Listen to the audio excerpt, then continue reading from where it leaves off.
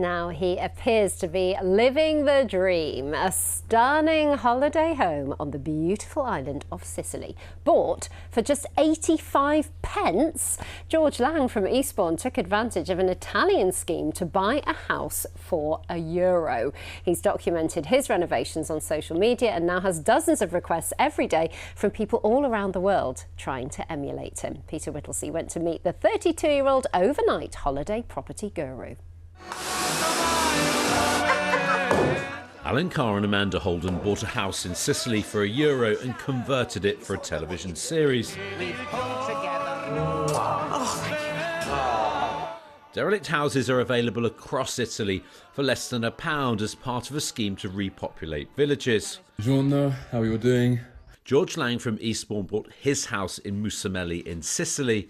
His DIY journey has transformed him into a social media renovation guru. About 10% of my followers are from Australia, another 10% from Ireland, and I get between 30 to 40 messages every single day. In the last 6 months, I've had maybe 3,000 or 4,000 messages, and I personally helped at least 30 people buy and secure property. Oh my actual God.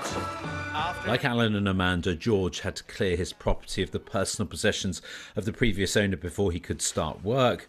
But he found a treasure trove that was intriguing. I spend all my time buying and selling antiques, so the fact that I could buy a €1 house and it was full of antiques as well, I thought this is a winner. And the house I own now, someone else on the tour, because they do tours with like 10 people at once, they already pulled the agency aside and said, I'm going to buy this house. So I had to convince the other person on the tour, who already bought 4 houses in the area, to say, let me have this one.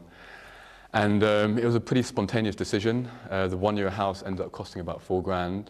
But since then, it's been the best decision I've ever made. George says, like his house, his Italian still needs a lot of work, but he's been welcomed by his neighbours and has fallen in love with the local traditions of Sicily.